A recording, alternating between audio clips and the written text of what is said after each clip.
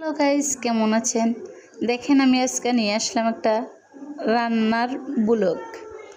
আজকে কী কী রান্না করলাম, কী কী খেলাম, সেগুলোরই একটা ব্লগ। সবাই, আমি নূতন, তাই সবাই একটু সাপোর্ট করবেন, সাবস্ক্রাইব করে দিবেন। দেখেন, এই যে দুধে ভিজানো পিঠা বানাবো। এই যে দুধটা দিয়ে দিতেছি, মানে গুঁড়া দুধ। তারপর হচ্ছে দিয়ে দিব গুড়,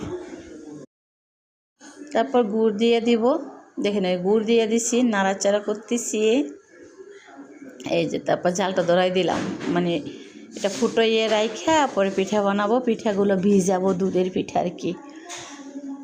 এই যে বানাইতেছি, দেখেন কেমন হয় কমেন্টে জানাইবেন পিঠাগুলো।